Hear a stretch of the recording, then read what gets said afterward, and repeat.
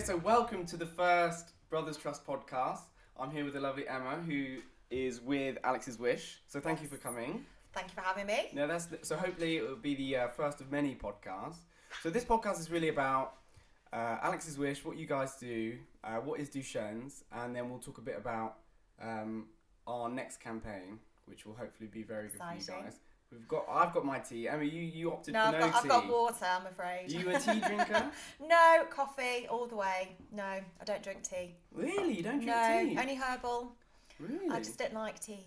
You do not? No, I'm not very British. And do you like coffee for the taste, or do you like it because it gives you energy? Energy. Really? Yes, just a shot of energy in the morning as soon as I wake up gets me going through the day. But that's pretty much all I'll have all day, just one coffee. Just one coffee? Just one coffee. Oh, okay. Yeah, absolutely. Don't want to Because my mum and dad, caffeine. in fact everyone in the Holland house, love tea. They have, I think Harry has like 6 teas a day. Wow. Mum and dad left the other day, and me and Harry were running this house with the dog, and I just noticed all these tea bags in the sink, and he just pounds through them. So, and we love our mugs, so we'll get onto mugs later on in the podcast. Fabulous. Well, I guess my first question is, you know, how Alex's Wish, how did it all start? Okay, so Alex is my son. Yes. And he's now 14 years old, but shortly before his 4th birthday, he was diagnosed with a progressive, life-limiting, muscle-wasting condition called duchenne muscular dystrophy. Okay. It's a progressive muscle-wasting condition, affects absolutely every single muscle in the body, including the heart and the lungs. So before his 4th birthday, we had no idea anything was wrong. He was a normal little, healthy little boy, so we thought. And it was nursery that picked up that they thought something wasn't quite right.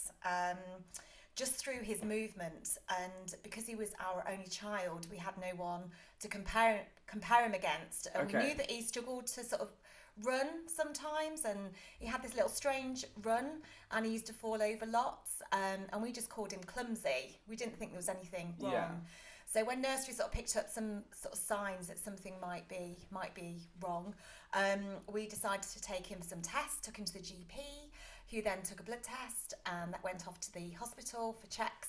And within 48 hours, it came back that Alex had got Duchenne muscular dystrophy. And had you had any idea what Duchenne's was before? None whatsoever.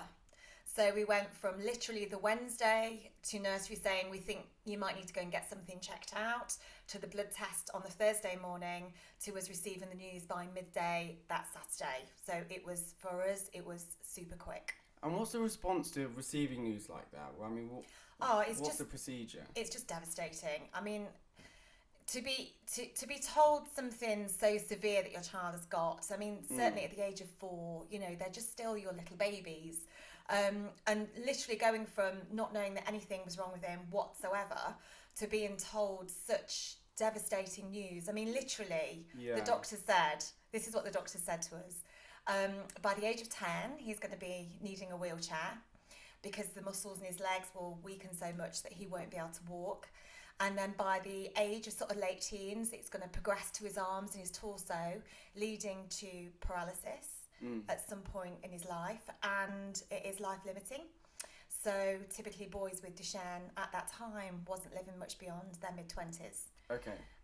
But then to be told that there's no treatments and there's no cure is devastating. Yeah, because you mentioned there, you know, how obviously upset you were. When did it turn from... Because what I find so amazing about you is, you know, obviously you have such tragic news, but then you turn it into an upside and starting charities like Alex's Wish. What was the journey like from receiving the news to then starting the charity? So I think it took us 6 months, I would say 6 months to a year, really to get our heads around the condition and what it would mean for Alex, the impact it was going to be having on the family, to speak to other families that have been affected, to speak to the doctors, the scientists, the consultants, just to gather as much information. I'm an information person. It's like, you know, it's like the more information I've got, the more empowered I feel, the more that I understand the condition and the impact. So I think the first 6 to 12 months was literally just getting my head around the condition and just finding out as much information as I could. And it was... And is there much information when you know, obviously was it 10 years ago you found out? It was 10 years ago. There's lots of information online, and I guess it's just speaking with, families, those that were affected. And social media is a fantastic thing. I really wasn't on social media, on Facebook or anything prior to Alex's diagnosis. But I was told to go on there because there's lots of families that are connected all over the world. Yes. So I obviously joined them and then managed through social media to connect with parents right across the globe. And what was their advice to you? Did you seek advice? Yeah, definitely. I think the words of encouragement from other families that had got children that, they'd gone through the diagnosis and their children was now 10, 15, even older. They're able to sort of advise and say, you're going through a real shock period, and Duchenne is horrendous. There's no way of getting around it. But I think just having that that things are going to get better, and that actually it's like grief. You go through the shock stage. There's many different stages you get to before you get to the point of, right, I feel empowered, I want to change, I want to do something positive. And I guess I went through all of those phases, and it's when I came out the other side that gathering all the information, finding out more about Duchenne, speaking to other families that have got children with Duchenne and adults with Duchenne, it sort of empowered me to go, we need to sort this out. We need to raise money, and we need to do something really positive. At the time of Alex finding out, unfortunately, I was losing my mum to cancer. And also I lost my dad as well when I was 16 years old. So he died at 41, my mum died at 56. And I think having such tragic news already in my life, when I found out about Alex's life-limiting condition, I think it just gave me fire in my belly. It was literally just, do you know what? I'm not going to let this happen. I'm not going to let my son die of this condition. If there is something I can do, I will do it. And whatever that's going to take. I've never set up a charity before. I'd never done charitable work. Right. I mean, I'd supported charities in the past. Yeah. But I'd never done anything like this. So what was your first charity event? What did you have? The first charity event we did was a golf day. I had no idea about four balls or, all these different terminologies. Is because Andy, your husband, yes, is he a golfer? He's a golfer, and it was his idea and said, let's do a charitable golf day. Okay. So that was the first thing we ever did. Wow. And that was back in late 2012. That was the first event that we ever did. And did it run smoothly? It did. It was brilliant. And I think just the words of encouragement and, hearing people coming along say, we want to support your boy. Yeah. And it was phenomenal. I think we raised something like about £8,000 in our first charity event. So we thought, right, okay, that's given me the courage, the confidence to sort of move forward. And it sort of started really from there.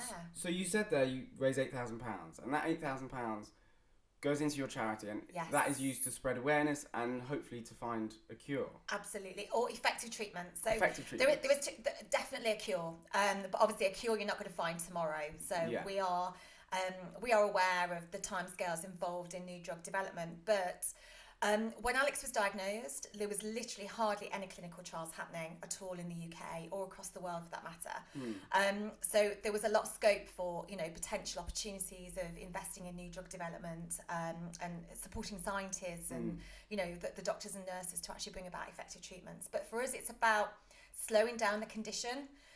So rather than boys, having to be in a wheelchair by 10, what would that look like if boys went to a wheelchair by 15? Yeah. Because, for instance, it's not just giving them extra years of walking. When you're in a wheelchair, you can then suffer from sclerosis of the spine, which is curvature of the spine. Yeah. You then have problems with your bowels. You can have more lung problems because you're not getting up and you're not getting as much oxygen into your body. So going into a wheelchair actually has a knock-on effect of other things happening to our boys as well. So for us, it's about keeping them on the feet, keeping them, mobile for as long as possible.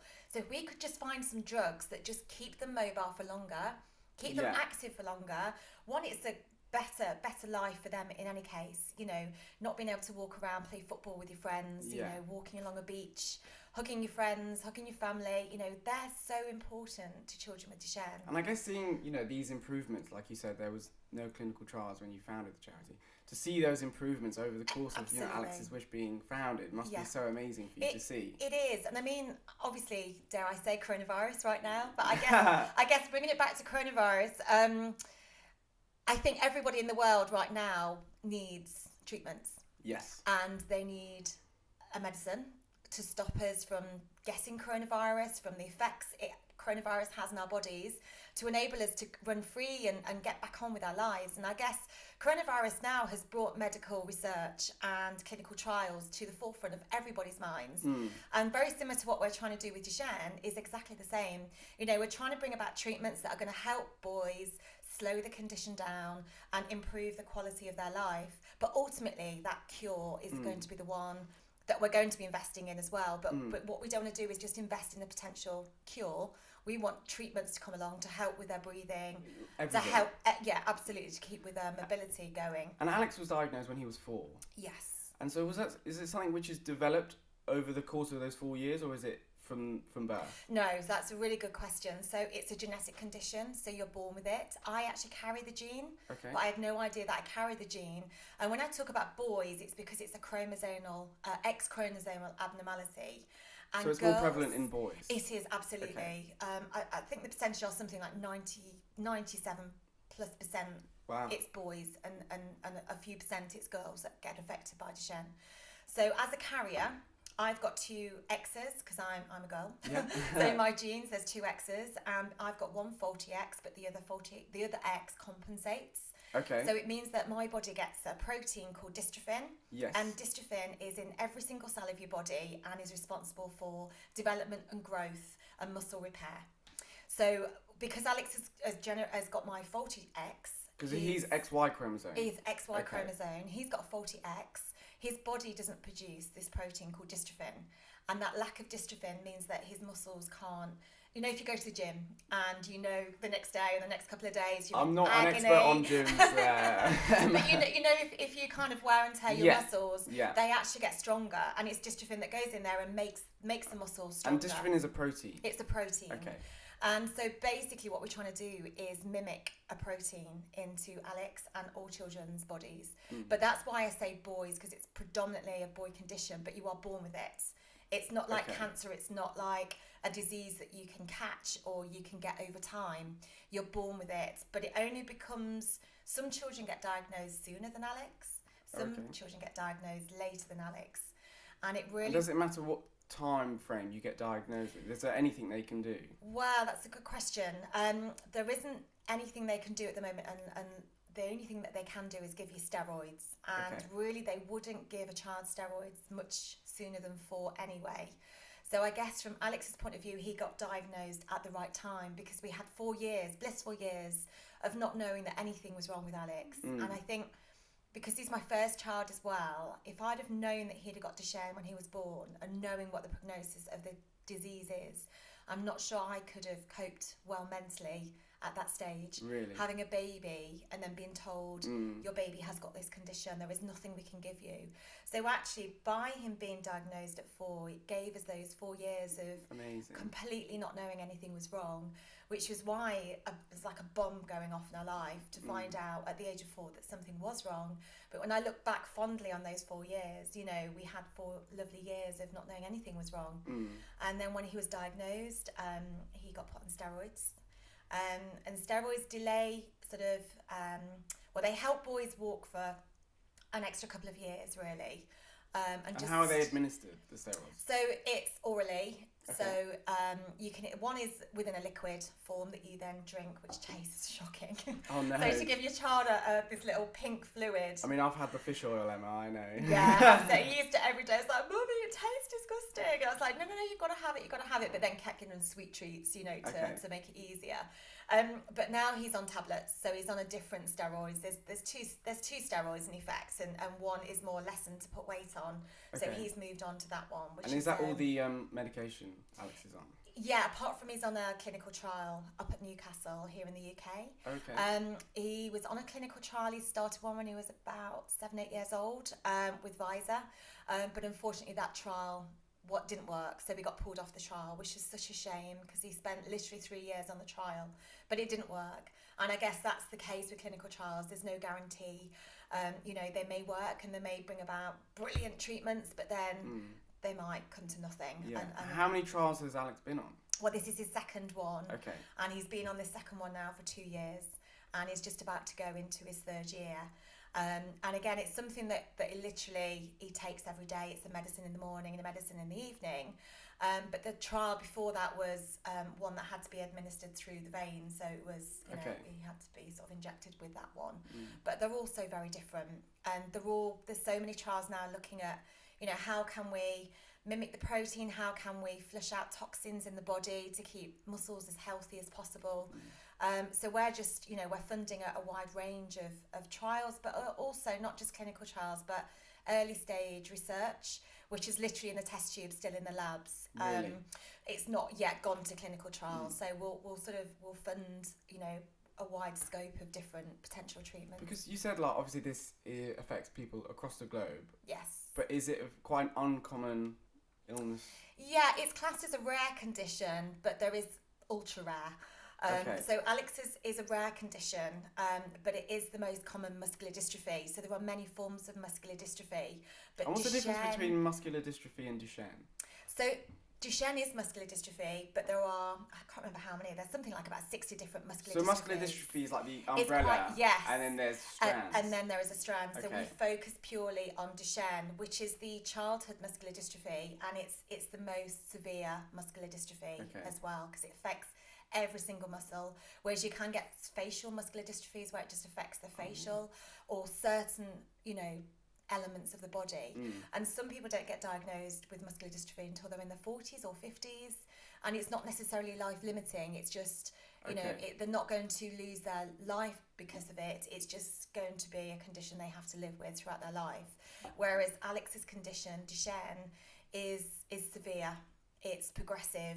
It affects every single muscle. It affects the heart. It affects the lungs, and ultimately on the outside they look perfectly healthy, but it's when you look on the inside. And ultimately, if you could slice Alex's leg in half, not that I would, but if you were to slice his leg in half and look at his muscle, there'd be some healthy fibres, but there'd be a lot of scar tissue. And it's a scar tissue that's muscle that's died, and that makes the muscle harder to work, because when you've got scar tissue, it becomes very tough and very, it's not very elastic. So it struggles to move effectively and properly as it should. Alex was diagnosed at 4, and you mentioned your mum had cancer. Yes. And your dad had passed away when you were 16. Yes. And obviously your world came crashing down on you, but obviously you had to then break the news to Alex. What was that process like? That's a great question. Because Alex was 4, obviously, and we were having to go and see consultants and doctors, etc., etc., I couldn't hide it from him. So what we called Duchenne muscular dystrophy was poorly muscles. And that made sense to him, because that's why I fall over. That's why I can't run so well. So we named it poorly muscles, and we encouraged him to ask any questions he had, like, why have I got to go and see the doctor today? Why is the doctor prodding me around again?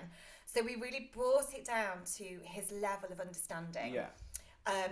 He was 4, so he wasn't going on the internet. He wasn't on social media, so he couldn't read anything online. So we kept the name Duchenne muscular dystrophy away from him for quite some time. And I think he was just fine with poorly muscles. He understood that. And we didn't go into the severity of the condition in terms of, what it would mean down the line. But obviously, as your child develops and matures, they become more curious and inquisitive. They do, yes. Did you find that he started asking more questions and wanted to know more about Duchenne? Yes, he did. I mean, there was times literally where I'd be driving him to school or somewhere, and he'd be in the back in the car seat, and he'd say, "Mummy, I can't wait until the day that I can drive." And I'd literally have to fight the tears away, because at the time, being told what was going to happen, I thought, I don't think you're going to ever be able to drive.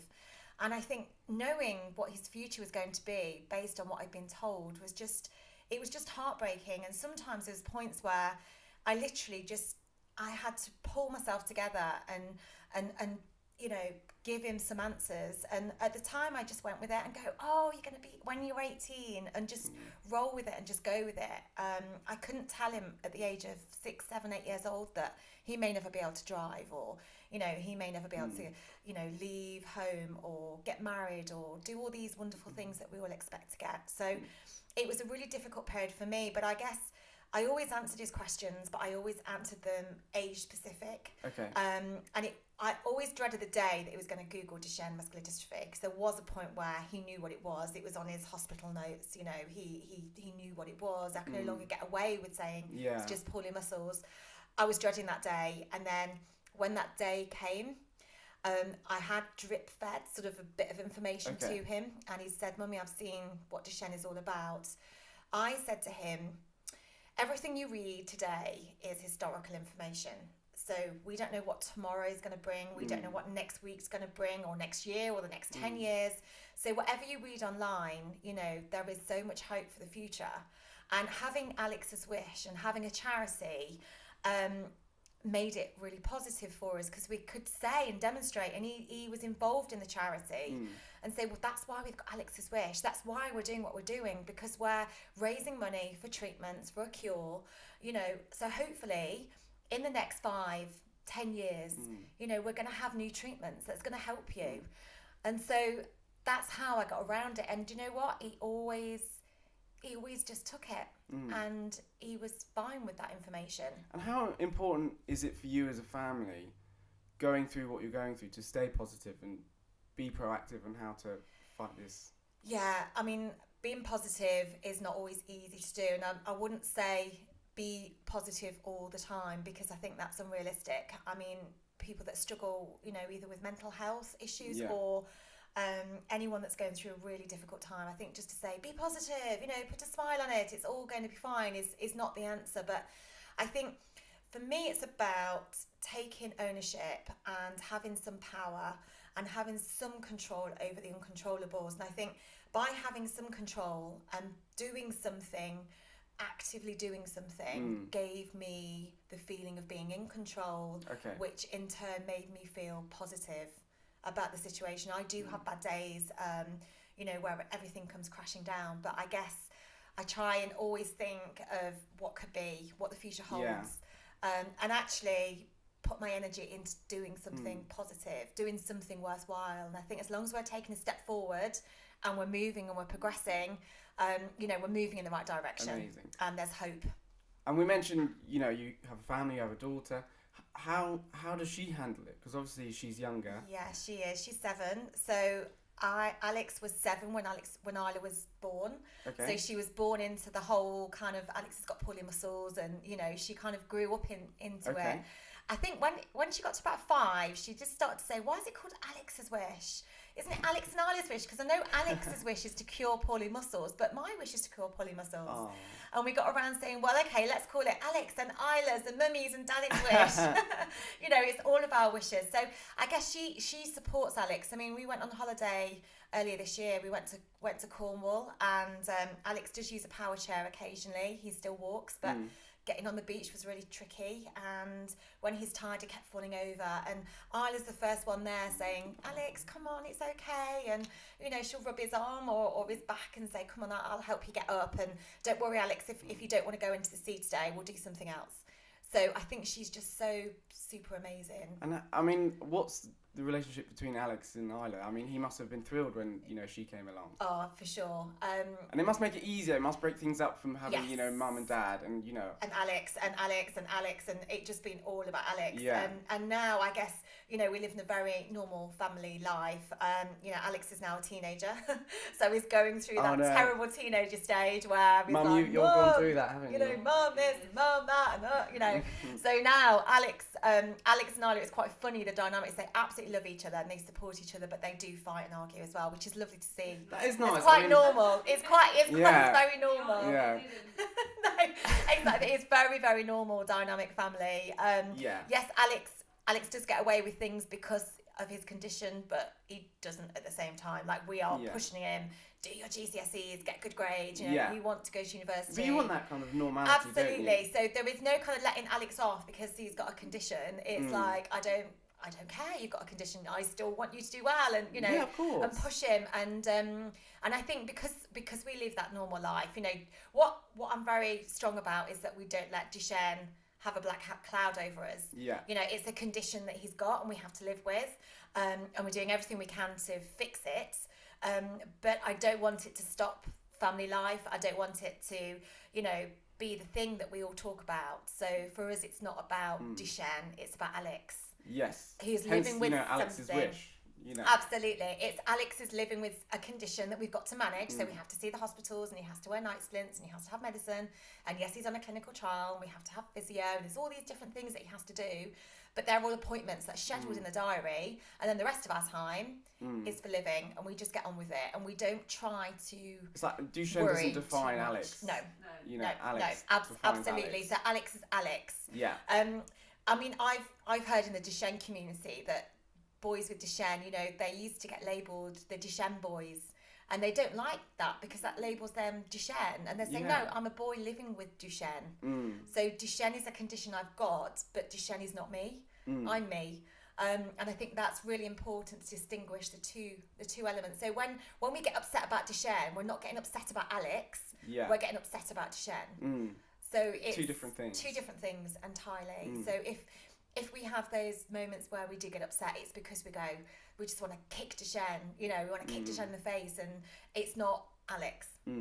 Well, hopefully, like, people listening to this podcast, are enlightened by Duchenne. Like, I know I am. And, if there is a family listening to this and, touch wood, they don't go through what you've been through, what advice would you give them finding out that their son has Duchenne? Take it one day at a time. When you are told about Duchenne, there are many chapters in the journey, and you're given a book, and all those chapters are in there. And it's like if you picked, a huge big book and you were told to read page 1, it looks really daunting. You've got to get through that whole book. And I think as a parent, you want to read the way through the book. You want to understand it. Of course you do. It's natural. But you are dealing with such a huge thing in your life. And not only that, you still got your little boy, you still got your child that you've got to, love and feed and get on with life. And so whilst it's tempting to read the whole book, it's just get your head around chapter 1, focus on the first things, one step at a time, and also seek help. Seek friends, seek family. They won't necessarily know what to say to you, but try and speak with them, be open. Tell them what your fears are, tell them what your concerns are, and also reach out to other families that who've been through the journey. Because I was going to ask, how much help, did you have any help from someone who's further down the line from you? Yes, and actually at first I was like, I don't want to talk to them because I don't want them to tell me what it's like when they're 10, when they're 15, because I'm scared, I'm really scared. But actually it was a brave step, but when I did, I realised that, like me, their child is called George or, all these different other names. They're children living with Duchenne. And actually they'd live really full, great lives. And yes, Duchenne is complex and it's difficult to live with, and you have bad days, and, and I'm not playing down the condition whatsoever, but I think what you've got to realise is, it's a condition that you can live with. And Alex is 14 and we've had 14 amazing years. And there has been difficult dark patches, but generally we've got on with our lives and we're living it. And I just think I want to give the message of hope, and you will get a life back. And it took us 6 to 12 months where it felt like a black rainy cloud was over our heads permanently, but that cloud lifts and the sun comes out, and that will happen. I promise you it will happen. You mentioned, obviously, you didn't have a background in setting up a charity. This is the first one you set up. Yes. What's been the learning curves from you setting up the charity to where you are now? Okay, so when I left school, I went to secretarial college and I studied how to type and all of those things, and then I went off into the corporate world and went into banking and financial world, doing typing PA kind of work until about the age of 21, and I just thought, this is not for me. Went to university at that point in the evening whilst having a full-time job and started studying marketing. Then I did marketing within the financial world, worked for the banks, etc. And then progressed my career through into brand development and marketing and events, and also talking at events as well. So when Alex was diagnosed, I kind of got a lot of skills that I wanted to put into the charity that I knew that I had. So actually, it was quite easy for me. I gave up my job, decided the financial world wasn't for me anymore. I didn't have a passion in it, and also I wanted to be super there for Alex all the time. So when Alex started school, that was when I started thinking I could do something here. I could really put my skills to best use, and decided to set up Alex's Wish. And how does your run events. charity differ? Sorry to interrupt. Yeah. How does your charity, a relatively small charity, compare to, you know, Cancer UK? Yeah. Because I find with the Brothers Trust that we have so many great charities we support, all of which are probably similar size to you. Yeah. But what we find is that you get more for your money, if that makes sense. So the pound going towards your charity, that pound goes to research. I think the difference with supporting sort of smaller charities is, you know, we are very transparent as to where the money goes, and we can tell you 100% this is exactly the project that it's gone into, and these are the updates subsequent to that. So all of our supporters we keep up to speed with where the money has gone, the impact it's making, and the outcome of the money as well. And also, because we're a family-run charity, we're super lean on our costs. So my husband's given us office space. We've got some amazing companies that work with us to give us free printing, free graphic design work. So we get a lot of pro bono work as well. So we get a lot of free work, and we get a lot of, you know, local businesses that want to support us. And I guess that's to maximise the amount of money going to absolutely. So I think as a mum, I obviously want to make sure that 100% of what we raise really goes directly to the cause. I mean, we do have costs. It's, you know, running a charity, I think you can't not have costs, but we keep them super low. And we're really transparent through our annual accounts in terms of where that money goes, and ultimately spend absolutely everything that we can do and put it right where it needs to go. All the projects that we invest in as well go through a scientific advisory board to make sure that there's no duplication of effort. So we're not investing in something that's already been done in another country, you know, that we're only investing in the absolute best science available, and that it's efficient, effective, it's cost effective, and that money is absolutely going to go to potentially life-saving treatments. So that is something we are super passionate about. Because you said that you don't do things which have been tried in other countries, but what I think is so amazing is that if and when a cure is found, this can be passed on to the rest of the world. Absolutely, yeah, for sure. I mean, we don't just invest in you know, drug development here in the UK. We invest in sort of worldwide. So we're working with a number of companies across the globe. And that's really important to note, that this money is not just going to help the UK. It's going to help every child that's got Duchenne across the globe. And Alex's Wish is one charity. There are many other charities in the world, and you know, we co-fund and work closely together and collaborate together, because I think a lot of us are parents living with Duchenne, and we want to find that cure as quickly as we possibly can do. So there's no duplication of effort. You know, we're not standing on each other's toes trying to say, I'm going to do it first, no, I'm going to do it first. It's not about that. It's about collaboration and doing what we can in the scope that we're able to. Because like we've sold t-shirts, we've sold dog collars, and we pack them here and we send them across the world. You know, we go to America and we go to China, everywhere.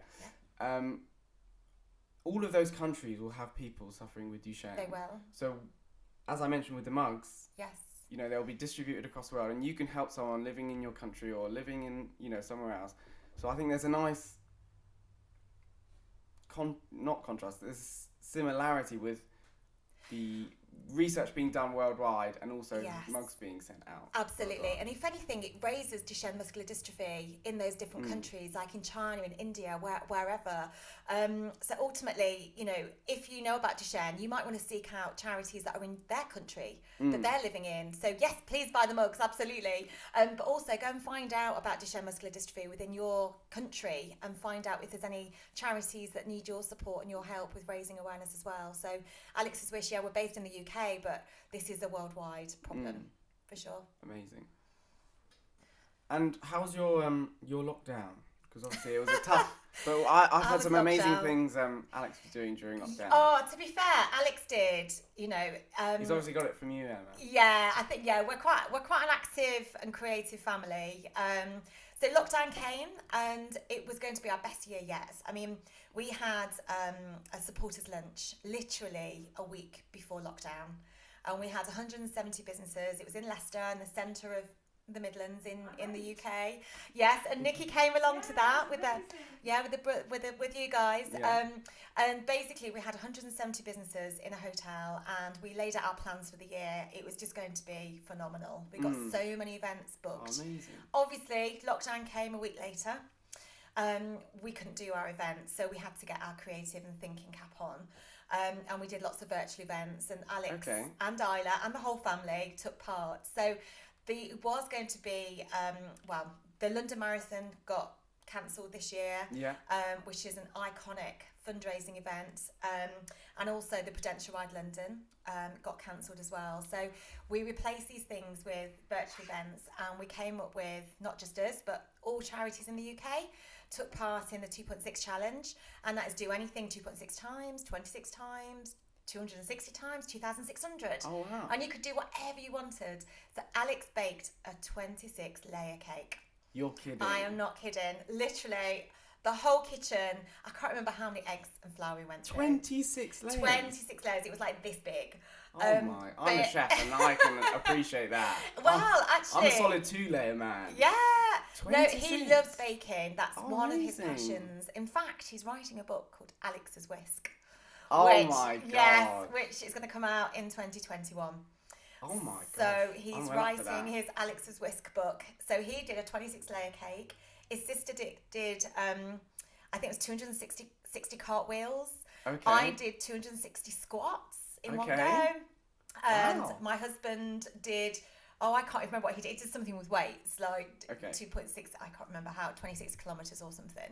So we did that as a family. And then we took on a virtual And did you finish the ride cake? as well. No, what we did is we carved it up and gave it to all the neighbours. Oh, okay. I'm sure they like that. Because as with, lockdown, I think everyone was looking at their communities and how we can support one another. So we just went round with treats to all the neighbours and say, have some cake. So what flavour was the cake? It was vanilla. I told him to keep it simple with it being 26 layer. Gosh. So I kept it simple, but then he layered it, and it was brilliant. We've got a photograph on our website. More importantly, who did the washing up? Me, of course. Did you get stuck with the washing up? Gosh. There was flour, sugar, everything everywhere all over the kitchen. It was hilarious to watch, but he had such a good time. Oh, that sounds amazing. Yes, and then he did a virtual cycle ride, and he ended up on our local news stations and on the local radio. So as a family, we got involved quite a lot during lockdown. Amazing. Yes. Well, I guess we should talk about our mugs. I mean, like we said at the start of the podcast, I finished my tea now. Yes. But we are planning... So basically, we're going to send out the competition for designing our next mug. So people are going to be really creative, do their thing, fantastic. and design a mug. They'll have their name on the bottom of the mug. Yes. And we'll have Alex's Wish logo on the bottom. Fabulous. We should mention the t-shirt, the lovely t-shirts we're wearing. You can't really see the logo so much. It's on the bottom. But are these available? Yes, on the they website? are available. Absolutely. Yes. So go out and buy them. They're really cool. Yes. So all the money raised from the mugs will go to Alex's Wish, because obviously if you amazing. So the mugs are going to be made in the UK in Staffordshire. So they're made in the UK. The mugs are, and obviously what you do with Alex's Wish is incredible. Thank you. Thank you for being with us on the podcast. I've had a lot of fun. Hopefully you have. Yes, thank you so much for raising awareness of Alex's Wish and duchenne as well. Is just is what we need. So thank you. So amazing. Well, we'll sign off. I'm sure we'll see you again on another podcast one day, Emma. So thank you for joining us. Thank you for watching, and we'll see you for the next episode. Fabulous.